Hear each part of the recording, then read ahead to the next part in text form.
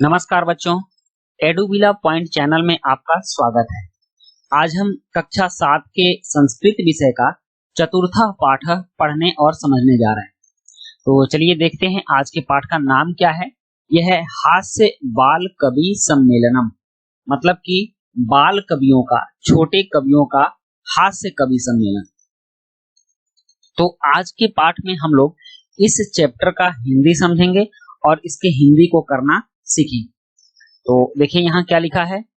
विविध वेशभूषा धारण चत्वार बाल कवयः मंचस्य उपरि उपविष्टा सन्ति, अर्थात अनेक प्रकार की वेशभूषा धारण किए हुए 4 बालक कवि मंच के ऊपर बैठे हुए हैं। अधः श्रोतार हास्य कविता श्रवणाय उत्सुका सन्ति कोलाहलम च कुर्वन्ति। नीचे श्रोतागण, अधः श्रोतार मतलब नीचे श्रोतागण हास्य कविता सुनने के लिए उत्सुक हैं और शोर कर रहे हैं। कोलाहलम च कुर्वन्ति मतलब शोर कर रहे हैं। अब देखिए संचालक, संचालक कहते हैं अल कोलाहलेन, कहते हैं अलम कोलाहलेन मतलब शोर मत करो। अद्य परम हर्षस्य अवसरः यत अस्मिन् कवि सम्मेलने काव्यहंतारः कालयापकाश्च भारतस्य हास्य कवि धुरंधराः समागताः सन्ति। कहते हैं कि आज बहुत खुशी का अवसर है। इस यत मतलब कि इस कवि सम्मेलन में काव्य का नाश करने वाले, समय को बर्बाद करने वाले, काव्य हंतारा मतलब काव्य का नाश करने वाले, और काल या पकाश्च मतलब समय को बर्बाद करने वाले भारत के श्रेष्ठ कवि आए हुए हैं। भारत से हास्य कवि धुरंधरा मतलब कवि धुरंधरा मतलब हास्य कवि के धुरंधर भारत के श्रेष्ठ कवि आए हुए हैं। एहि करतल ध्वनिना वयम एतेषां स्वागतम कुरुम।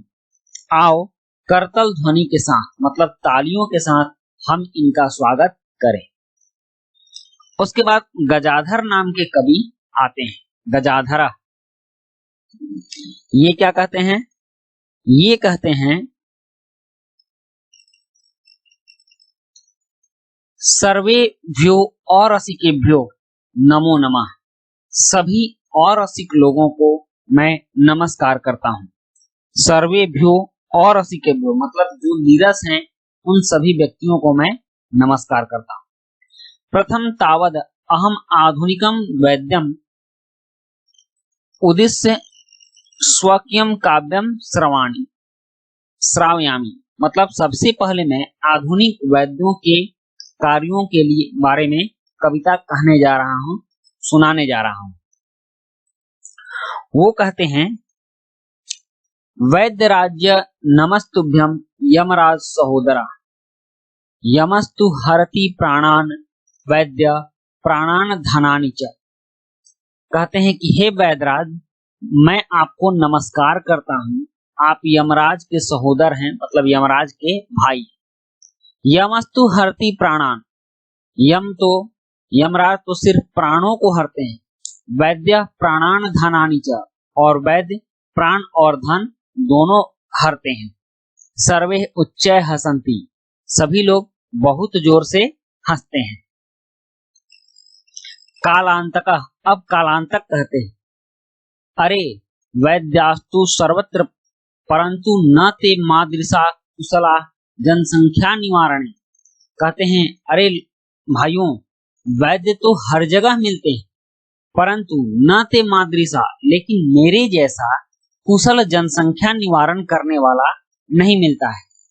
ममापि काव्यम इदम शृण्वन्तु भवन्तः, आप लोग मेरे काव्य को भी सुनिए। चिताम प्रज्वलिताम दृष्ट्वा वैद्यो विस्मय आगतः, न अहम गतो न मे भ्राता कस्येदम हस्तलाघवम्।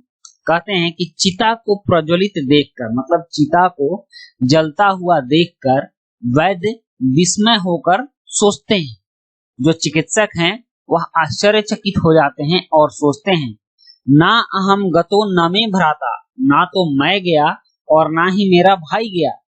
कस्येदम हस्त लाघवम, तो ये हाथ की सफाई किसने की, मतलब यह किसकी वजह से मरा। सर्वे पुनः हसंती, सभी लोग फिर से हंसते हैं।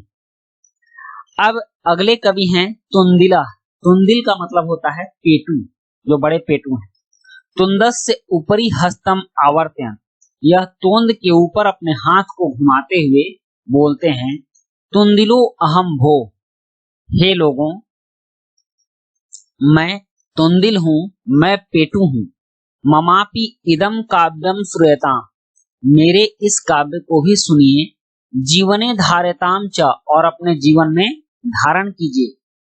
ये कवि कहते हैं परा अनम प्राप्य दुर्बुद्धे, मां शरीरे दयाम कुरु, परान्नम दुर्लभम लोके शरीराणि पुनः पुनः। कहते हैं परान्नम प्राप्य दुर्बुद्धे मां शरीरे दया कुरु, कहते हैं कि जब दूसरों का धन मिले, हे दुर्बुद्धियों, हे बिना बुद्धि के लोगों, जब दूसरे का धन मिले तो शरीर पर दया नहीं करनी चाहिए, मतलब खूब कस के खाना चाहिए। परान्नम दुर्लभम लोके, दूसरे का धन अन्न इस लोक में बहुत ही दुर्लभ है, कभी कभी दूसरे का अन्न खाने को मिलता है। शरीराणि पुनः पुनः, शरीर तो हमेशा बार बार मिल जाता है, एक बार मरिएगा दोबारा शरीर मिल जाएगा, लेकिन दूसरे का धन खाने को बार बार नहीं मिलता है। सर्वे पुनः अट्टहासम कुर्वन्ति, सभी लोग फिर से जोर से हंसते हैं। अब है नेक्स्ट चारवाका। ये हैं चारवाक कवि। आम आम, हाँ हाँ, शरीरस्य पोषणम सर्वथा उचितमेव या उचितम एव, करें शरीर का पोषण सर्वथा हमेशा उचित है। यदि धनम नास्ति, अगर धन ना भी हो, तदा ऋणम कृत्वापि पौष्टिकः पदार्थः एव भोक्तव्यः, तब ऋण लेकर पौष्टिक पदार्थ का भोग करना चाहिए। तथा कथयति चारवाक कवि, जैसे कि चारवाक कवि ने कहा है यावत जीवेत सुखम जीवेत ऋणम कृत्वा घृतम पीबेत। चारवाक कवि ने कहा है कि जब तक जिए सुख पूर्वक जिए, और ऋणम कृत्वा घृतम पीबेत, मतलब कर्ज लेकर घी पिए। श्रोतारा, श्रोतागण कहते हैं तरहि ऋणस्य प्रत्यर्पण कथम, तब ऋण का प्रत्यर्पण कैसे करेंगे, उसको हम कैसे लौटाएंगे। चारवाक कहते हैं श्रूयताम मम अवशिष्टम काव्यम, मेरे बचे हुए काव्य को भी सुनिए। घृतम पीत्वा श्रम कृत्वा, घृतम पीत्वा श्रमम कृत्वा ऋणम प्रत्यर्पयेत जना, मतलब कि घी पीकर श्रम कीजिए और श्रम करके ऋण का प्रत्यर्पण कीजिए, ऋण को लौटाइए, मेहनत कीजिए, कमाइए और ऋण को लौटाइए। काव्य पाठ श्रवणेन उत्प्रेरितः एकः बालको अपि आसु कविताम रचयित हास पूर्वकम च श्रावति। काव्य पाठ से उत्प्रेरित होकर एक बालक ने भी एक कविता की रचना की और हंसते हुए अपने कविता को सुनाता है। बालक कहता है श्रूयताम भो, हे लोगों आप लोग मेरी कविता भी सुनिए। ममापि काव्यम, मेरी कविता भी सुनिए। गजाधरम कविम च यु तुंदिलम भोज्य लोलिपम कालांतकम तथा वैद्यम चारवाकम च नमाम्यहम्।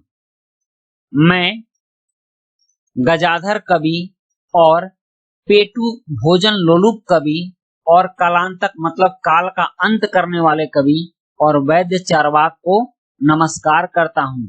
काव्यम श्रायित्वा हा हा हा इति कृत्वा हंसति, काव्य सुनकर हा हा हा करके ऐसा करके वो हंसता है। अन्य चापी हंसन्ति, दूसरे लोग भी हंसते हैं। सर्वे गृहम गच्छन्ति, और सभी लोग अपने घर जाते हैं। तो बच्चों ये था इस पाठ का हिंदी अनुवाद। और अब यहाँ देखिए कुछ शब्दार्थ है, इसको अगर आप याद कर लेंगे, इसको देख लेंगे तो बहुत ही अच्छे तरीके से आप इसका शब्दार्थ कर सकते हैं, इसका हिंदी आप समझ सकते हैं। तो इसी तरह से इस चैनल पर आपके सारे संस्कृत के पाठ के हिंदी अनुवाद मिलते रहेंगे। आप हमारे साथ बने रहिए। हम पुनः आपके लिए दूसरे पाठ का अनुवाद लेकर आएंगे। मिलते हैं नेक्स्ट वीडियो में। Thank you.